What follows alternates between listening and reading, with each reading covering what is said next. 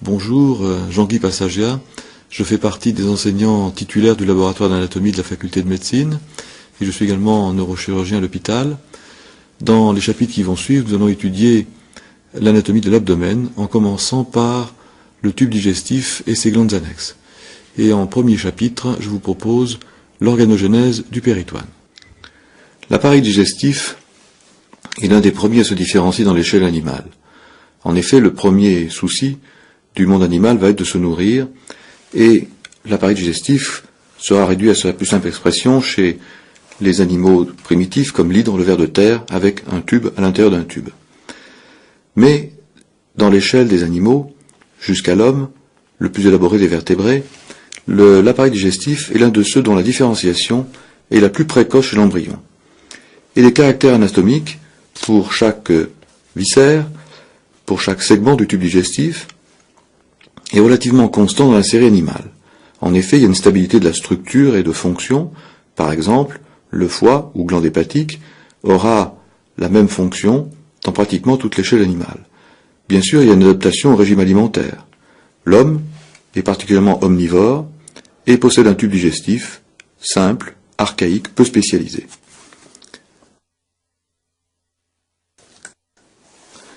Nous allons tout d'abord préciser les grands compartiments qui vont nous intéresser dans l'étude de la cavité abdominale.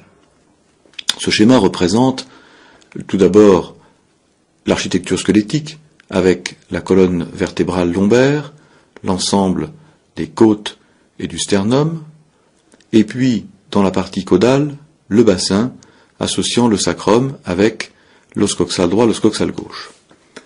Cette grande cavité, avec son architecture osseuse, est bien sûr recouverte d'enveloppes musculaires sur le plan dorsal, latéral et ventral.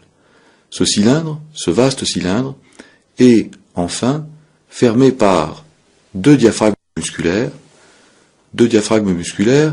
qui sont le diaphragme thoraco-abdominal que vous avez déjà étudié avec ces deux coupoles qui séparent le thorax de l'abdomen, et le plancher pelvien, un diaphragme là aussi musculaire, qui va fermer la partie la plus caudale. La cavité abdominale se divise en une cavité péritonéale d'origine célomique qui va être essentiellement antérieure. C'est elle qui contient le tube digestif et ses glandes annexes, avec une frontière relativement peu étanche, frontière qui sépare la grande cavité péritonéale qui est crâniale avec le petit bassin ou pelvis qui lui est caudal et qui contient les viscères du tube digestif terminal, de l'appareil urogénital, avec un ensemble de pathologies et de spécialités médico-chirurgicales souvent indépendantes des précédentes.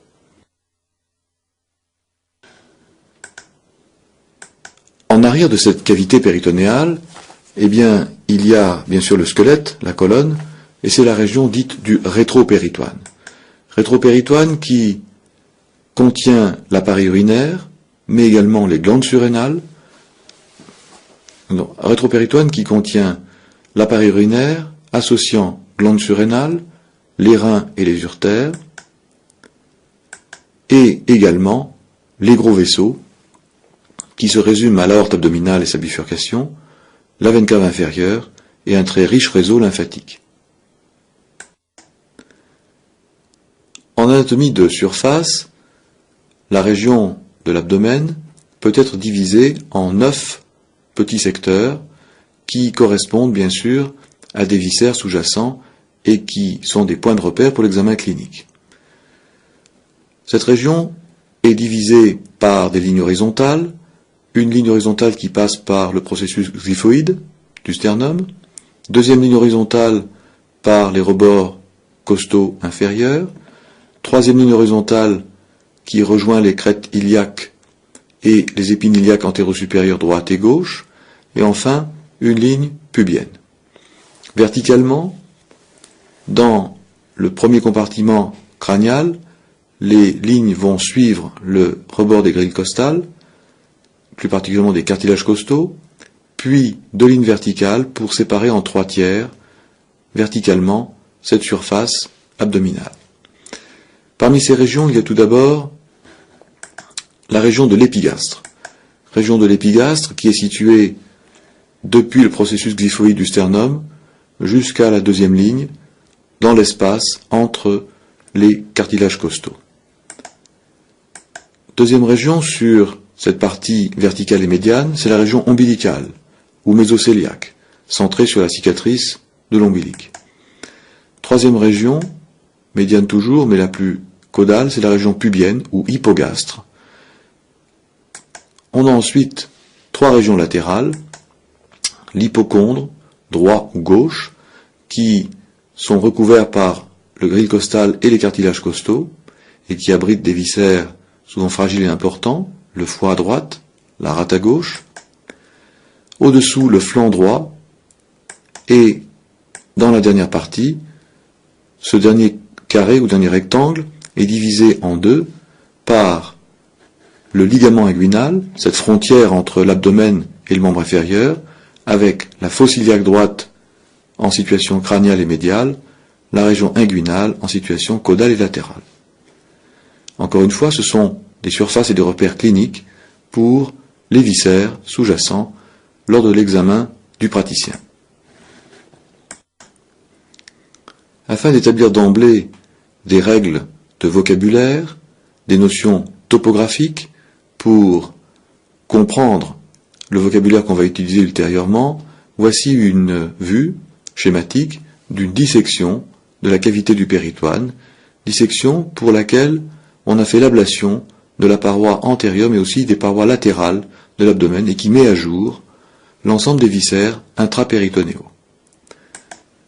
C'est ainsi que, pour le tube digestif, il y a une courte portion de l'œsophage, œsophage abdominal, qui se termine dans un réservoir qui est l'estomac, qui est médian. Le tube digestif se poursuit par le duodénum, qui n'est pas visible sur ce schéma, et le duodénum continue par le jéjunum. Il fait partie de l'intestin grêle, c'est un intestin de petit diamètre qui est long, contourné, qui se poursuit par l'iléon, et ces deux segments, jéjunum et iléon, sont recouverts par un tissu péritonéal et graisseux qu'on appelle le grand omentum ou grand épiplan. L'intestin grêle se poursuit par le gros intestin avec un premier segment qui est le cécum qui supporte l'appendice, célèbre viscère de l'abdomen. On continue par un trajet ascendant de l'intestin avec le côlon droit, puis après un angle, le côlon droit devient le côlon transverse, il passe de la droite vers la gauche dans la cavité du péritoine. C'est un segment qui est oblique, en haut et du côté gauche. Il continue par le côlon gauche ou côlon descendant, pour rejoindre la ligne médiane et devenir le côlon sigmoïde. Il y a des glandes annexes, la plus importante, la plus volumineuse, glande vitale, c'est le foie ou glande hépatique, qui est en grande partie sous l'hypocondre droit. Le bord inférieur, antéro-inférieur du foie, laisse apparaître un réservoir qui est la vésicule. Du côté gauche, c'est la situation de la rate ou splénium, rate qui est un organe lymphoïde et qui, lui, est en grande partie recouvert et totalement masqué par l'hypocondre gauche. Dans ce premier chapitre, nous allons essentiellement étudier l'organogénèse du péritoine. L'organogénèse du péritoine, c'est une partie complexe du cours, puisque on va essentiellement représenter en deux dimensions un phénomène évolutif dans le temps qui est bien sûr en trois dimensions. Phénomène qui va mettre en place l'ensemble du tube digestif et de ses glandes annexes dans la cavité abdominale. Nous allons commencer par une série de coupes transversales de l'embryon, puis une série de reconstructions en situation sagittale pour bien comprendre comment se développe chacun des viscères. Coupe transversale, cette première coupe est un embryon qui a 19 jours, avec ses trois feuillets.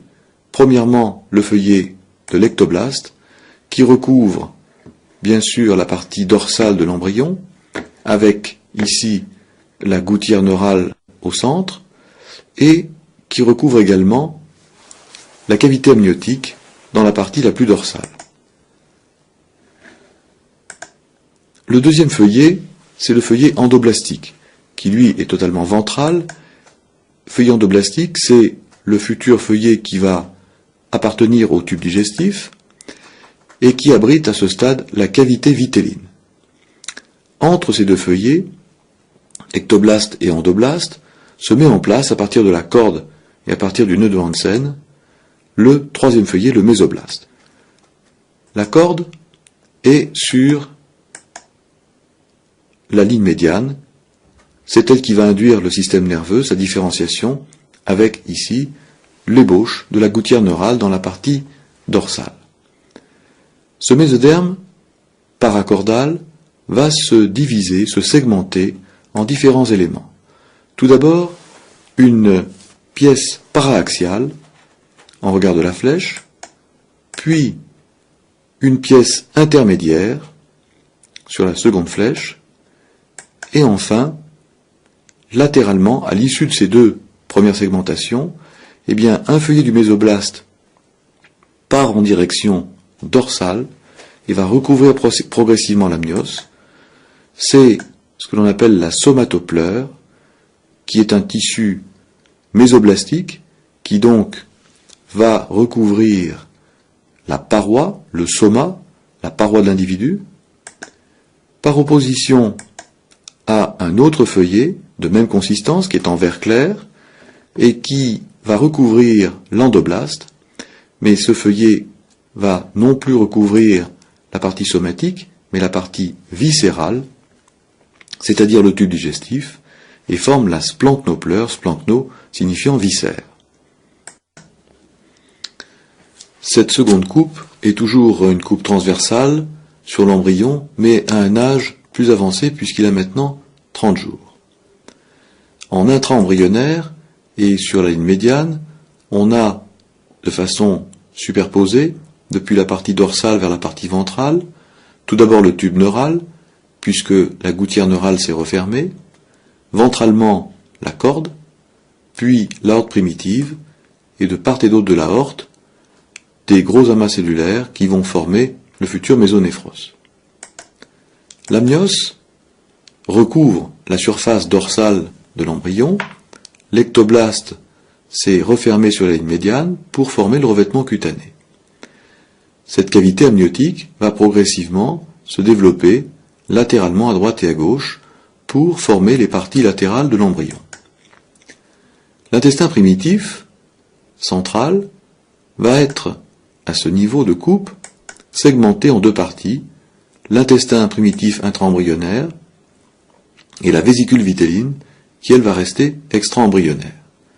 Ces deux éléments sont en connexion par le canal vitellin. Il se développe ainsi une grande cavité, une cavité doublée par la somatopleure en périphérie, doublée par la splanchnopleur au contact du viscère, avec les mêmes couleurs que sur le schéma précédent. C'est la cavité du cellome ou cavité du péritoine qui abrite le tube digestif primitif, l'intestin primitif. Sur cette troisième coupe, qui est toujours transversale, sur un embryon à un niveau plus crânial que le précédent, nous sommes à la 4e semaine et toute la surface ectoblastique est terminée, fermée sur la partie dorsale mais aussi sur la partie ventrale. La cavité amniotique double toute la surface ectoblastique.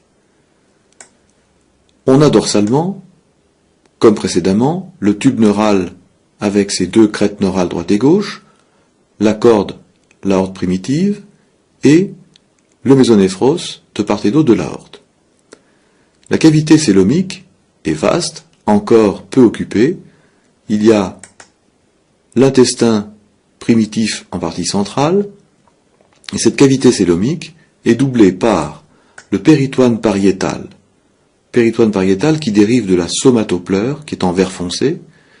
Péritoine pariétal qui débute juste en avant de l'aorte et qui double la partie postérieure puis latérale, puis ventrale de la cavité cœlomique, alors que la splanchnopleure double en surface le tube digestif, l'intestin primitif, c'est le futur péritoine viscéral. Et ce péritoine viscéral, recouvrant l'intestin primitif, va avoir deux prolongements, un mésodorsal qui s'insère sur la ligne médiane dorsale, en avant de l'aorte, et qui forme une jonction avec le péritoine pariétal. C'est ce qu'on appelle une ligne de réflexion, la ligne de réflexion dorsale. Le méso est constitué de deux feuillets, un droit, un gauche, entre lesquels vont passer les vaisseaux artériels, veineux et lymphatiques. Mais à ce niveau de coupe, on a également un méso ventral qui rejoint la ligne médiane ventrale, avec là aussi un feuillet droit, un feuillet gauche, et entre les deux, des éléments vasculaires. Au total, quel est le devenir de chacun des trois tissus qui constituent à l'origine l'embryon? L'ectoderme, ou ectoblaste, va constituer le revêtement cutané de l'individu, mais également en partie le revêtement de l'amnios.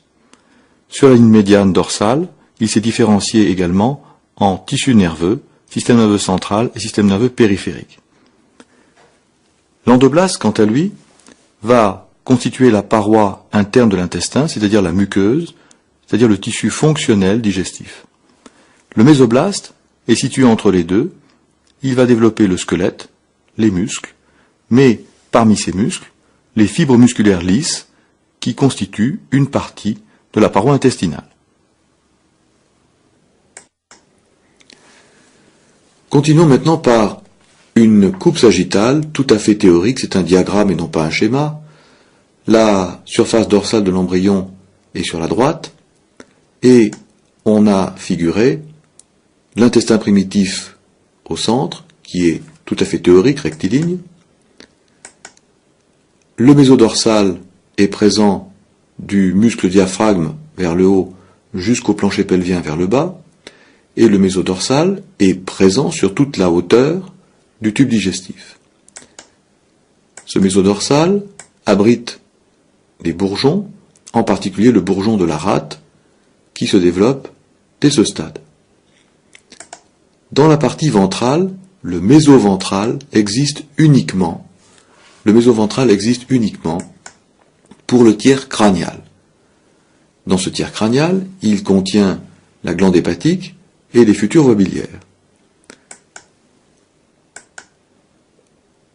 La limite inférieure du mésoventral est marquée par la présence de la veine ombilicale qui relie les annexes embryonnaires à la glande hépatique, en passant bien sûr par le cordon ombilical.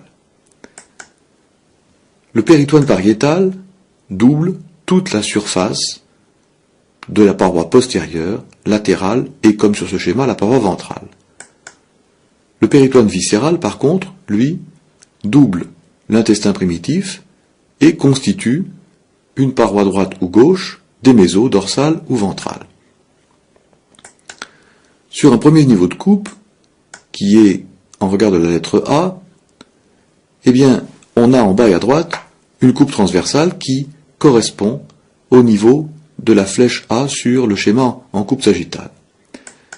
Vous remarquez que dans cette coupe transversale, on a successivement le mésodorsal qui contient le bourgeon de la rate, puis l'intestin primitif, puis ventralement, ce qui est vers le bas sur le schéma, l'ébauche primitive du foie, de la glande hépatique. La deuxième coupe, qui passe par la lettre B, dans le tiers caudal du tube digestif, eh bien, à ce niveau, il y a le péritoine pariétal qui double tout l'ensemble somatique, paroi dorsale, latérale et ventrale, et le péritoine viscéral avec une couverture pour toute la surface du tube digestif et qui se prolonge dorsalement uniquement par un méso dorsal. Il n'y a pas de méso ventral. Nous allons maintenant reprendre cette situation, mais sur une série de coupes sagittales avec des embryons d'âge différents. Ce premier embryon a 25 jours, il mesure 3 mm. L'extrémité céphalique est déjà volumineuse, c'est la différenciation du futur système nerveux central, elle est située vers la partie haute du schéma. L'intestin primitif est encore totalement fermé à ce stade, fermé en amont par la membrane pharyngienne, qui représente l'accollement de l'ectoblaste et de l'entoblaste. Cette membrane pharyngienne va s'ouvrir à la 4e semaine. À l'opposé, la membrane cloacale, qui termine le tube digestif, la membrane cloacale est là aussi fermée, elle s'ouvrira plus tardivement, elle deviendra perméable à la 9e semaine. Le tube digestif primitif est divisé en 3 segments. Le proentéron, tout d'abord, qui va donner ultérieurement l'œsophage puis l'estomac. En avant du proentéron se développe une autre partie de la cavité cœlomique, la future cavité des plèvres ou cavité pleurale, dans laquelle vont se développer les poumons, l'appareil respiratoire. La plèvre et la cavité péritonéale sont séparées par le diaphragme qui provient en partie du septum transversum qui est un amas de cellules mésoblastiques et qui va donner ce futur muscle diaphragme. Le mésenthéron, ou intestin moyen, va être centré sur le canal vitellin qui se prolonge dans le cordon ombilical. La 3e portion, c'est l'intestin terminal ou métenthéron, fermé par la membrane cloacale, et qui reçoit sur sa face ventrale, provenant du cordon ombilical, le canal de l'allantoïde.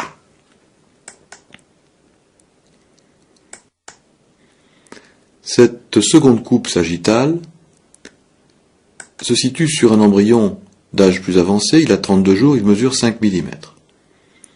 Comme précédemment, l'extrémité céphalique se développe avec le développement du système nerveux central, du futur cerveau, et on devine l'ébauche de plusieurs vésicules. L'intestin est toujours en 3 segments. Le proentéron tout d'abord, le proentéron pour lequel la membrane pharyngienne s'est ouverte, le tube digestif est donc ouvert et perméable en amont, avec une première ébauche qui est le bourgeon de la langue. Le deuxième bourgeon, c'est le bourgeon respiratoire qui est en regard de la plèvre et qui va coloniser les cavités pleurales droite et gauche pour former les bronches et les futurs poumons. Le septum transversum continue son développement pour donner le futur muscle diaphragme. Le proentéron parcourt la hauteur de la partie thoracique et, en situation caudale par rapport au septum transversum, commence à s'ébaucher une dilatation fusiforme à ce stade, qui est le futur estomac.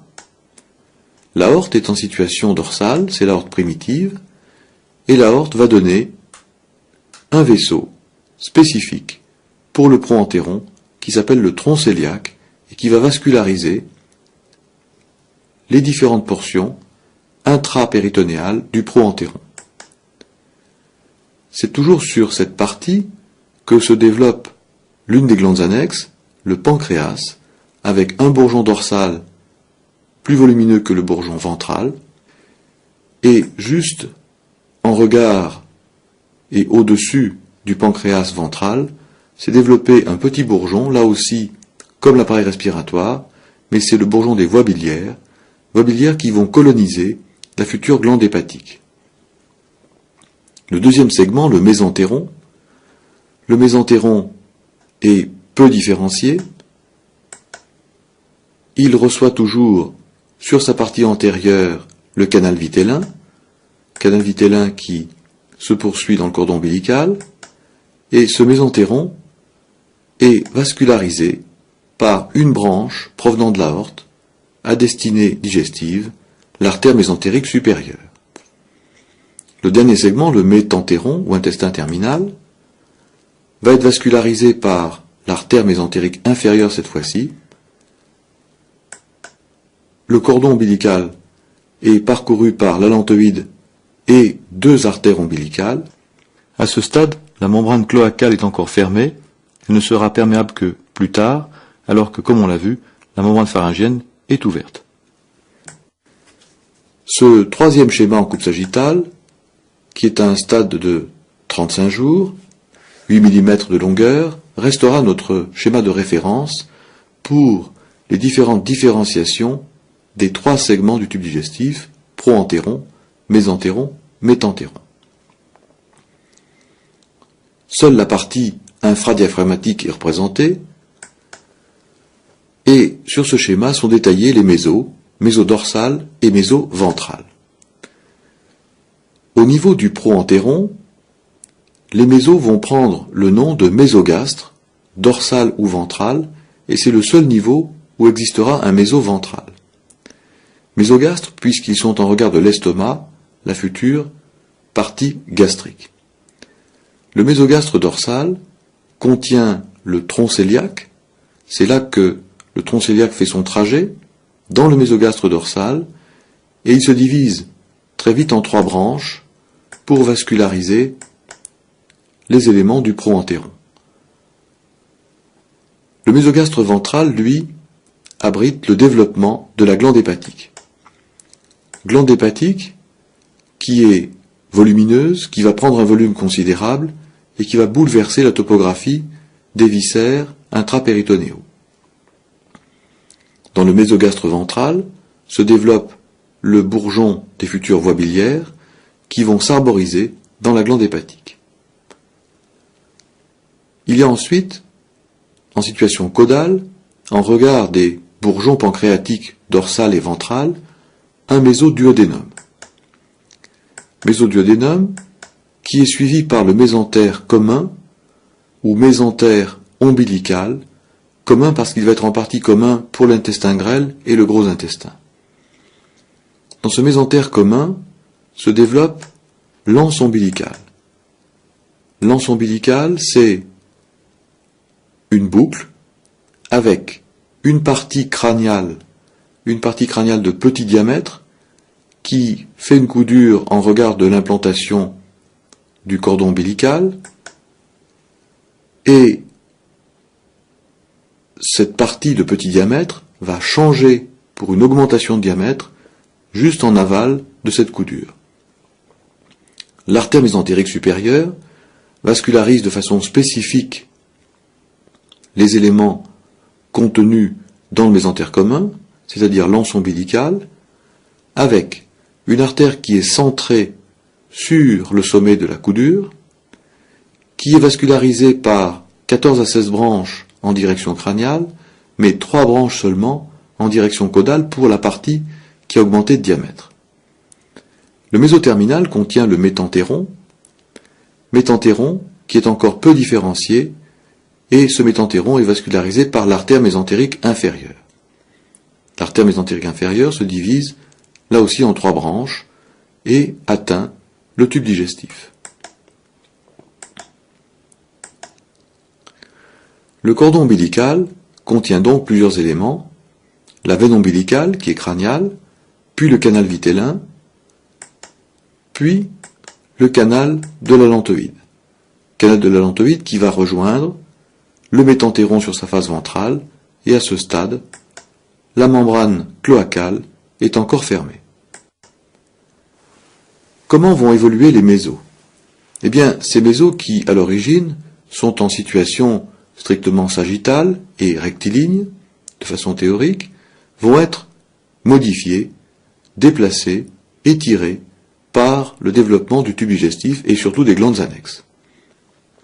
Le schéma du haut représente la situation initiale, avec l'intestin primitif au centre et un mésodorsal qui est rectiligne. Mais par le développement des viscères, la plupart du temps ces mésos vont être repoussés dorsalement, latéralement, étirés, et c'est ainsi que les mésos vont former des systèmes d'accollement, des zones d'adhérence entre péritoine pariétal et péritoine viscéral. Et ce sont ces accollements qui vont permettre de maintenir, de fixer les viscères dans leur position définitive. Nous allons maintenant voir comment évolue la partie des mésos concernant le proentéron, c'est-à-dire l'évolution des mésogastres, avec un mésogastre dorsal et un mésogastre ventral. Sur ce schéma, vous reconnaissez dans la partie dorsale le tube neural, les crêtes neurales, ventralement la corde, puis l'aorte primitive. On a là encore le mésonéphros à droite et à gauche, de part et d'autre, de l'aorte primitive. Le mésogastre dorsal, tout d'abord, est un segment encore rectiligne qui est traversé par le tronc cœliaque et ses branches de division. Et le tronc cœliaque vascularise spécifiquement des éléments contenus dans les mésogastres. Ventralement, par rapport à l'intestin primitif, au proentéron, il y a le mésogastre ventral qui atteint la ligne médiane, la ligne blanche de l'abdomen, et entre ces deux feuillets va se développer la glande hépatique qu'on appelle également le foie. Cette glande hépatique est reliée sur sa partie dorsale vers le tube digestif par une zone qui est en fait une portion entre l'estomac et le foie, une portion de du mésogastre ventral qu'on appellera le petit épiplon. C'est le petit épiplon ou méso gastro-hépatique entre l'estomac et la glande hépatique. Parmi les différents événements qui vont bouleverser cette situation et qui vont modifier la topographie des viscères, il y a la croissance, le développement volumétrique de la glande hépatique.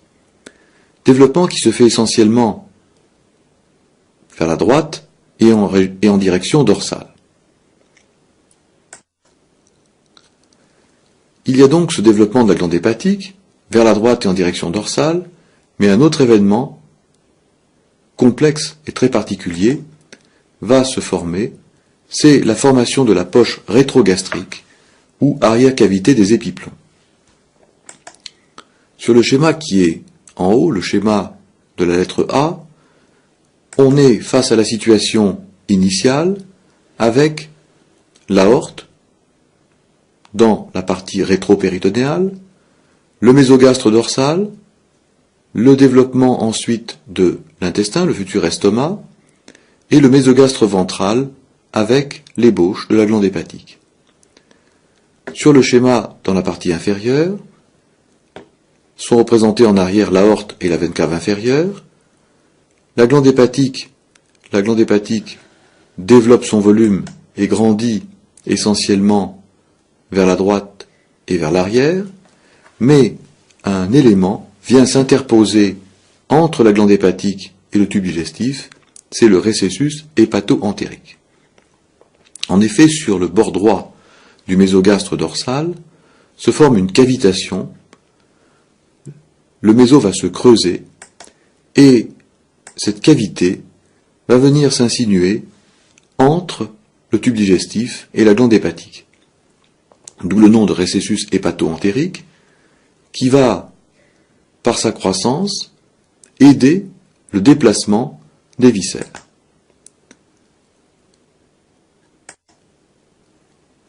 C'est toujours un schéma en coupe transversale, mais sur un stade plus évolué.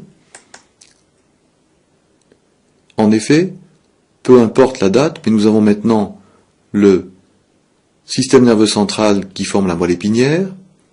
Le mésenchyme paravertébral permet le développement des parties primitives des vertèbres. On a ensuite ventralement l'aorte et ses différentes branches, l'appareil urinaire qui se développe en arrière du péritoine, et sur la partie centrale, dans la cavité cœlomique, dans la future cavité péritonéale, eh bien, le récessus hépato-entérique s'est développé entre le foie et l'intestin, mais il va maintenant se développer en direction vers la gauche et ainsi repousser progressivement le mésogastre dorsal et ses éléments, c'est-à-dire repousser le mésogastre dorsal avec le système vasculaire, le bourgeon dorsal du pancréas, mais également le bourgeon de la rate. Ce récessus hépato-entérique va faire pivoter l'estomac, il va grandir jusqu'au contact avec la paroi latérale du côté gauche et former ainsi une poche rétrogastrique. Le pancréas va donc subir une modification. Modification, il part d'une position sagittale, il va être progressivement transversal, et la rate, le bourgeon de la rate va être déplacé vers la gauche pour finalement atteindre la paroi latérale gauche. L'orifice initial du récessus hépato-entérique, cette cavitation, va persister définitivement sous forme du hiatus de Winslow. C'est donc un orifice de communication entre la cavité célomique droite et le récessus hépato-entérique ou poche rétrogastrique. Et ce hiatus de Winslow permettra, on le verra ultérieurement dans le cours, en particulier d'être utilisé en chirurgie pour reconnaître certains viscères ou certaines anomalies. Le développement hépatique va être important sur le plan volumétrique et topographique, puisque la glande hépatique va occuper pratiquement toute la cavité célomique droite en regard du proentéron et va atteindre progressivement la paroi postérieure. Plusieurs événements vont participer au positionnement de l'estomac. Le premier phénomène est représenté par ce diagramme. En effet, initialement, l'estomac est une dilatation fusiforme avec un grand axe ventrodorsal, une face droite, une face gauche. Le développement de la glande hépatique va faire subir une première rotation gastrique. Rotation gastrique avec le bord ventral qui va vers la droite. Et c'est ainsi que la surface droite devient dorsale. C'est une rotation de 90 degrés dans le sens horaire lorsque l'on regarde ce diagramme de face.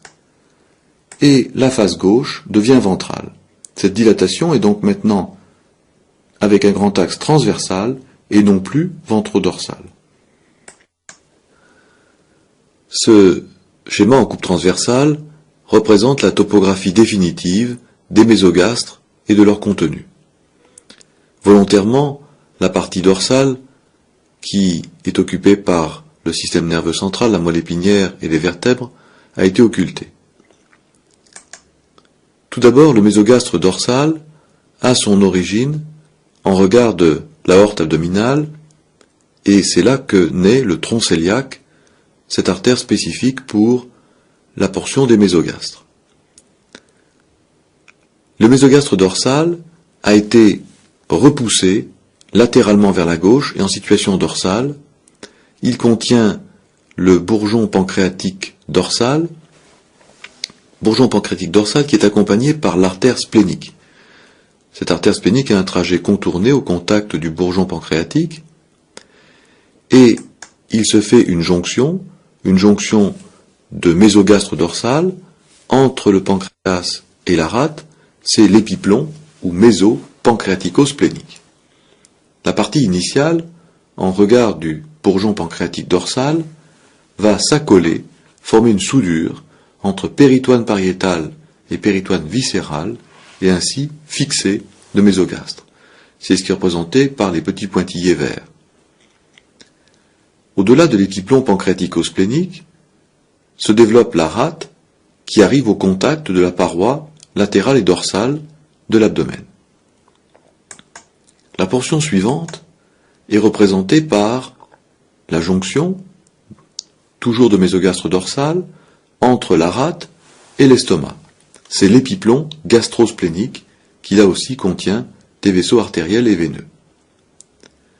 Le mésogastre dorsal s'arrête au contact de la courbure de l'estomac. C'est ensuite le mésogastre ventral qui se différencie. Mésogastre ventral avec une première portion, le petit épiplomb ou épiplomb gastro-hépatique. C'est en effet la jonction entre l'estomac et le île du foie, la partie où partent les vaisseaux de la glande hépatique, qui est montrée par la flèche rouge.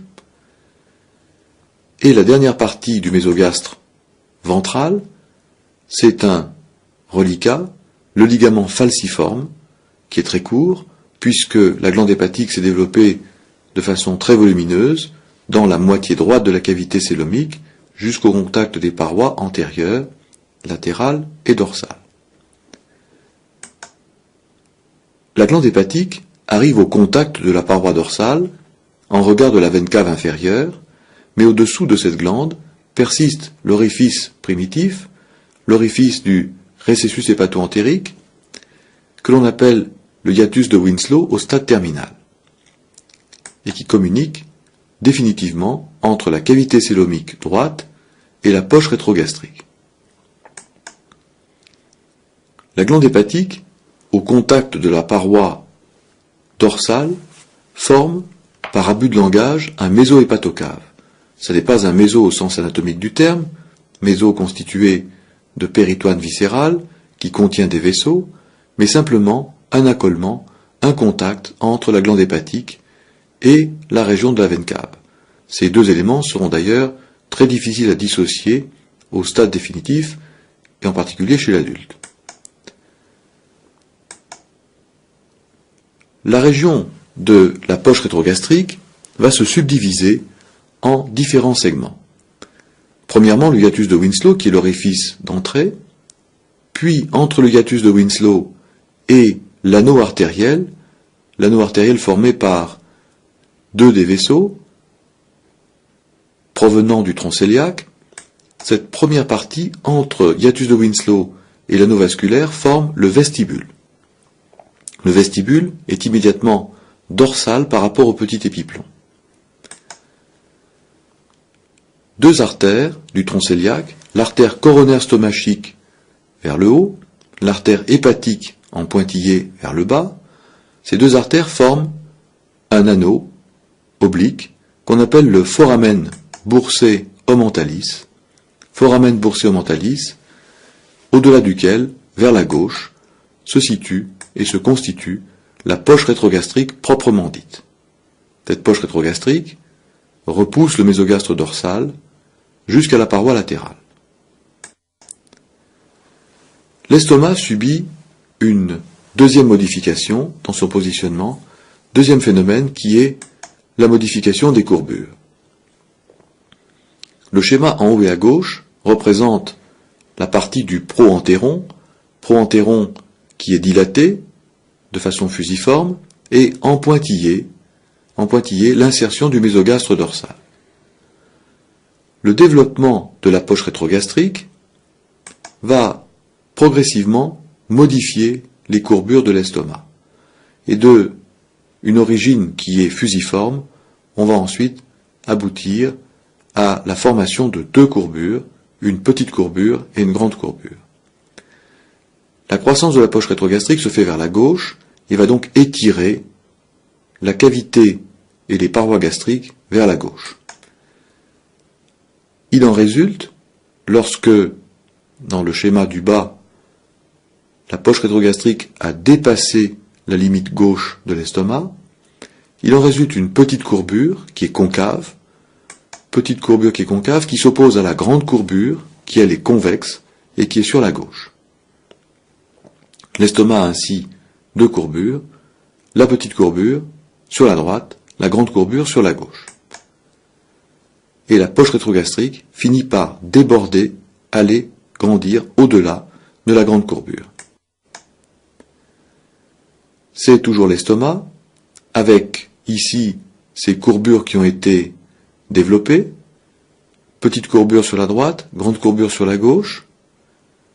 Ce schéma représente dans sa partie gauche le bord inférieur de la glande hépatique, avec la partie terminale, la partie caudale du mésogastre ventral qu'on appelle le bord libre du mésogastre ventral qui contient chez l'embryon la veine ombilicale.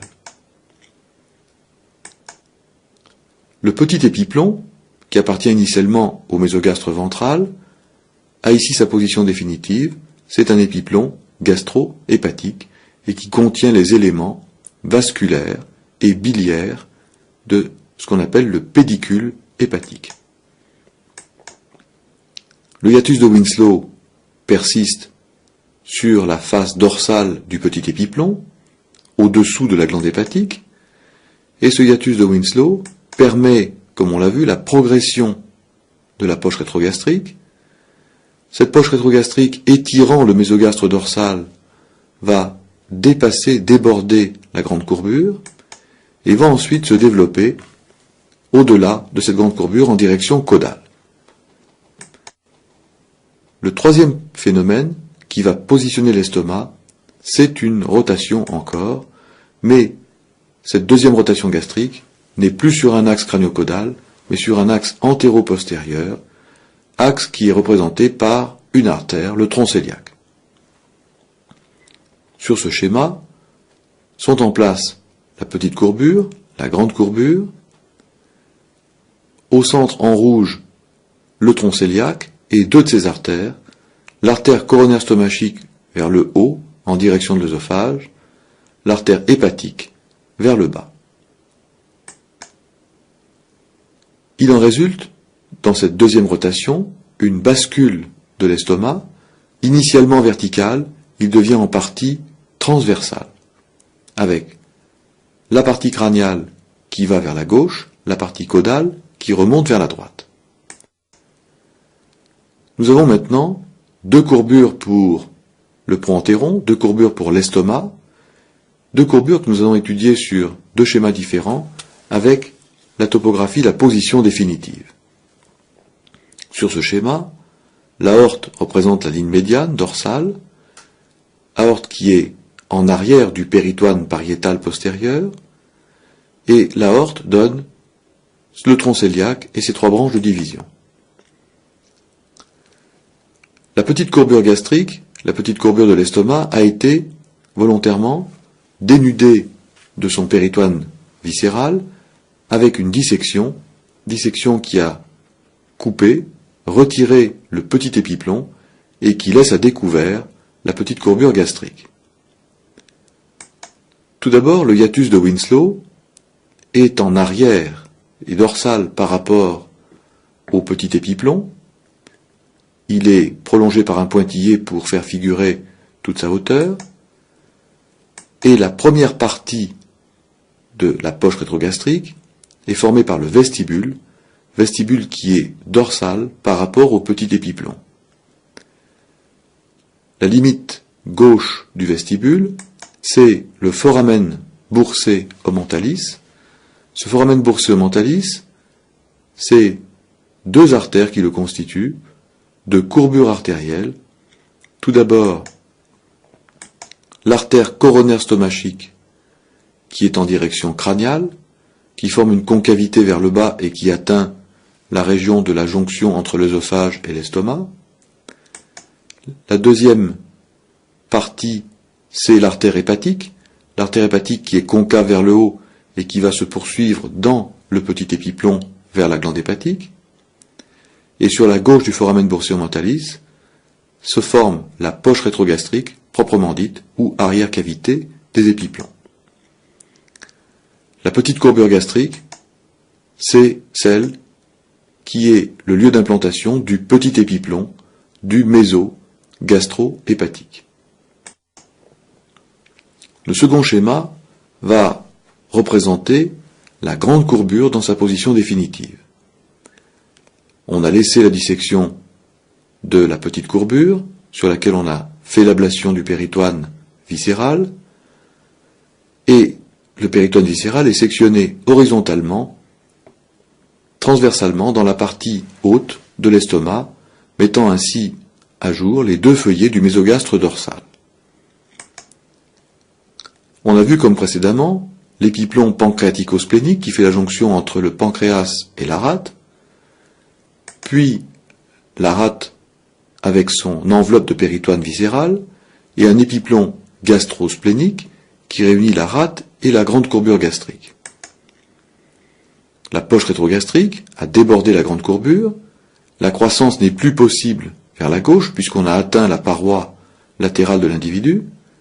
La croissance va donc se faire en direction caudale, au-delà de la grande courbure, et c'est ainsi que se développe, au-delà de la grande courbure gastrique, le grand omentum ou grand épiplon.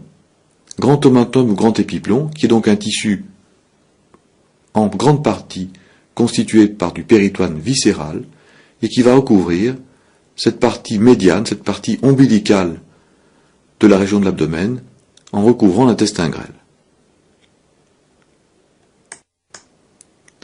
Ces deux schémas en coupe sagittale vont représenter l'évolution des mésos et l'évolution des accolements lorsque le tube digestif et ses glandes annexes sont en position définitive. Tout d'abord, sur le schéma de gauche, la paroi postérieure et le muscle diaphragme ont été symbolisés par un simple trait noir. Ces deux éléments sont doublés par le péritoine pariétal postérieur, en vert foncé, à la fois pour la coupole diaphragmatique et la paroi dorsale. Le mésocolon transverse relie le côlon transverse à la ligne médiane postérieure, et au-dessus figure le mésogastre dorsal contenant ici le bourgeon dorsal du pancréas. Ce mésogastre dorsal a été étiré vers la gauche par le développement de la poche rétrogastrique, et cette poche rétrogastrique, ne pouvant plus se développer vers la gauche puisque le contact avec la paroi est établi, elle ne pourra se développer que en direction caudale et ventrale, développant ainsi le grand omentum ou grand épiplon qui va passer en avant ventralement par rapport au côlon transverse et recouvrant l'intestin grêle. En différents endroits vont se former des accolements soit entre péritoine pariétal et péritoine viscéral, soit entre des éléments de péritoine viscéral entre eux. En bas et à droite, c'est la situation définitive, avec l'estomac, le côlon transverse, le pancréas et la poche rétrogastrique. Premièrement, le ligament gastrophénique représente l'accolement entre la grande courbure de l'estomac et la coupole diaphragmatique. Il ne s'agit pas d'un ligament au sens articulaire du terme. Ce n'est pas une articulation. C'est un accolement entre péritoine viscéral et péritoine pariétal. C'est un abus de langage vis-à-vis des premiers anatomistes qui ne savaient pas différencier un ligament d'un accolement péritonéal. L'accolement existe sur toute la hauteur du mésogastre dorsal jusqu'au mésocolon transverse. Le grand omentum s'est développé en passant entre la grande courbure de l'estomac et le côlon transverse. Ce grand omentum, qui mesure plusieurs centimètres, est en fait constitué par 4 plans, 4 couches de péritoine viscéral, et la partie qui était initialement une cavité, la poche rétrogastrique, a formé un accolement entre 2 feuillets de péritoine viscéral. Ce grand omentum va être très vite colonisé et surchargé par des cellules graisseuses, des adipocytes, et prendre une consistance très graisseuse. La jonction entre la grande courbure gastrique et le côlon transverse s'appelle là aussi le ligament gastrocolique entre grande courbure gastrique et côlon transverse. Lorsque l'on veut accéder à la poche rétrogastrique dans une intervention chirurgicale, il faut ouvrir le ligament gastrocolique, généralement en passant par en dessous, entre le côlon transverse et le grand omentum. Nous avons ensuite le mésocolon transverse qui va s'accoler avec la partie horizontale de la poche rétrogastrique. Là encore, c'est un accolement entre péritoine viscéral et péritoine viscéral qui va solidariser des viscères entre eux. Cette région du mésocolon transverse va diviser, de façon très artificielle, mais va diviser la grande cavité péritonéale en 2 parties. Une partie crâniale, qui est l'étage au-dessus du mésocolon, l'étage submésocolique, c'est l'étage de l'estomac, c'est l'étage de la glande hépatique, des voies biliaires, donc un groupe de pathologies qui est associé, qui regroupe des viscères communs entre eux. Par opposition à l'étage sous-mésocolique, avec des viscères qui sont l'intestin grêle et le gros intestin, et là aussi des pathologies très différentes. Nous faisons maintenant une synthèse sur le péritoine. Le péritoine est une séreuse, au même titre que la plèvre ou le péricarde. Une séreuse, c'est-à-dire deux feuillets viscéraux, ou un feuillet pariétal, un feuillet viscéral, qui sécrètent une fine couche de liquide péritonéal et qui permet la mobilité des viscères les uns par rapport aux autres. Le péritoine a tout d'abord des caractères morphologiques. La surface totale est équivalente à la surface corporelle, soit en moyenne 2 mètres carrés.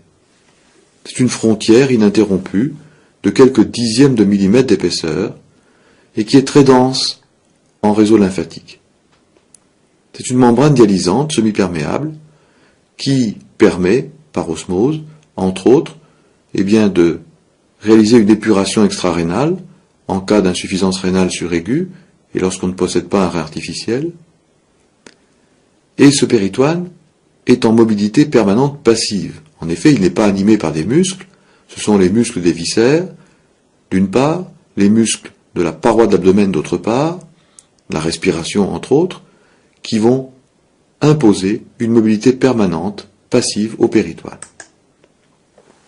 Le péritoine est très riche en innervation. L'innervation pariétale, essentiellement, qui est très sensible, c'est l'innervation des muscles, qui va jusqu'au niveau du péritoine. C'est une innervation sensitive, qui passe par les nerfs phréniques, par les nerfs intercostaux, et qui représente les projections des douleurs viscérales sur les parois de l'abdomen. Le péritoine viscéral, par contre, lui est peu sensible, avec une innervation essentiellement provenant du système nerveux autonome. Le péritoine est une séreuse à deux feuillets. Le feuillet pariétal est une véritable membrane, individualisable, constituée, épaisse, qui peut être suturée dans une intervention chirurgicale. Le péritoine viscéral, par contre, lui est plus mince. C'est un simple vernis à la surface des viscères qui n'a aucune solidité et qui n'est jamais utilisé en suture chirurgicale. Entre les deux, il y a un espace virtuel, espace normalement qui contient simplement quelques millilitres de sérosité, mais qui peut devenir volumineux lorsqu'il y a une injection d'air ou lorsqu'il y a un phénomène pathologique qui va augmenter les sécrétions péritonéales, voire s'infecter dans une péritonite. Ces feuillets, cette séreuse, peut absorber d'une part les sérosités intrapéritonéales lorsqu'elles sont inflammatoires, mais aussi d'autres liquides provenant d'autres secteurs. Le plus célèbre, c'est le liquide cérébrospinal, autour du cerveau, du système nerveux central, qui, en cas de dysfonctionnement de sa résorption, pourra être dérivé par un drain sous-cutané depuis le cerveau jusqu'au péritoine, et grâce à son pouvoir de réabsorption, le péritoine pourra résorber 500 ml, voire plus, de liquide cérébrospinal par jour. Le péritoine, c'est enfin un système de défense. Système de défense avec des sécrétions liquidiennes qui sont bactéricides, qui ont un pouvoir de phagocytose, qui sont fongicides également. Le péritoine, en constant mouvement par les mouvements péristaltiques du tube digestif, peut être immobilisé et tomber dans un repos fonctionnel, c'est l'iléus fonctionnel. L'iléus pourra être pathologique en cas d'occlusion intestinale. On a vu que le péritoine viscéral pouvait faire l'objet d'accollement, de fixation, soit entre deux zones de péritoine viscéral, soit avec le péritoine pariétal. Eh bien, ce pouvoir d'accollement est permanent, et il peut survenir en cas de phénomène inflammatoire ou de phénomène infectieux dans la cavité du péritoine. Et ce sont donc des accollements nouveaux qui vont se produire, mais qui vont limiter l'extension d'un phénomène infectieux, par exemple, à partir de l'appendice ou de la vésicule biliaire. C'est particulièrement le grand épiplomb ou grand omentum qui joue ce rôle lorsqu'il y a un foyer inflammatoire sur le gros intestin, l'estomac ou un autre segment. Eh bien, le grand épiplomb, qui est très vascularisé, va venir se placer en regard du foyer inflammatoire, former un accollement, un néo-accollement, et éviter ainsi la diffusion du phénomène inflammatoire ou infectieux dans la grande cavité péritonéale, évitant ainsi une péritonite généralisée.